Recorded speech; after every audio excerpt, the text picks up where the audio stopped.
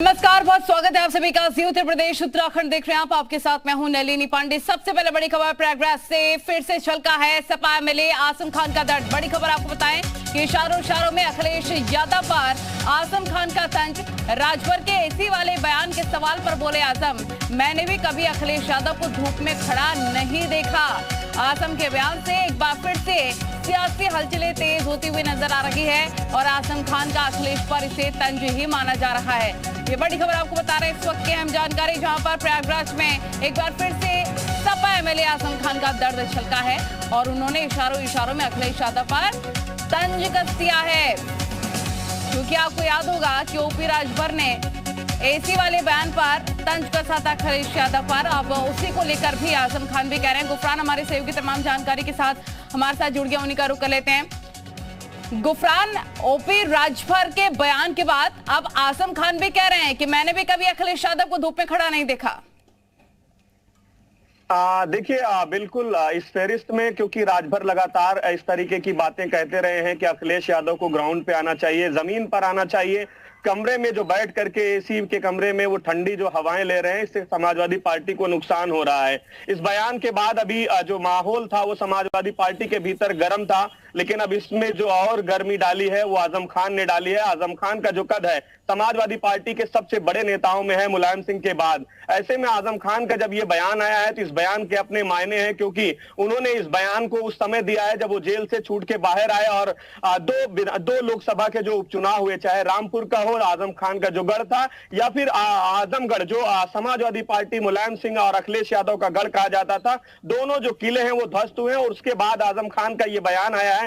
सीधे तौर पर उन्होंने ये कहा है कि अखिलेश यादव को उन्होंने धूप में नहीं देखा, यानी कभी ग्राउंड पर उन्होंने नहीं देखा। ये बात तो साफ हो गई है, क्योंकि 2012 के बाद समाजवादी पार्टी उत्तर प्रदेश या फिर देश के किसी भी चुनाव में कहीं पर भी नजर नहीं आई। 14 का लोकसभा चुनाव हो, 17 का विधानसभा चुनाव हो, 19 का लोकसभा हो, 22 के विधानसभा चुनाव में तमाम जो उम्मीदें थी वो धरी की धरी रह गई। अब आजम खान ने जो ये बयान दिया है कि उन्होंने अखिलेश को धूप में नहीं देखा, तो ऐसे में इस बयान के मायने हैं, यानी चाहे सपा के एमएलए खुद हो, चाहे सहयोगी दल हो जैसे ओपी राजा और शिवपाल यादव, वो खुद सब चौतरफा घेरते हुए कह सकते हैं अखिलेश यादव नजर आ रहे हैं। ओपी राजभर को हमने देखा किस तरह से निशाना साधते हुए नजर आए, शिवपाल यादव ने भी निशाना साधा और अब खुद सपा के एमएलए ये कह रहे हैं। देखिए, बिल्कुल समाजवादी पार्टी के वरिष्ठ सदस्यों में गिनती होती है, संस्थापक सदस्य हैं आजम खान। ऐसे में उन्होंने जब ये बात कही है, शिवपाल यादव ने भी कहा है कि ग्राउंड पर आने की जरूरत है, समझने की जरूरत है ग्राउंड पर क्या चीजें चल रही हैं।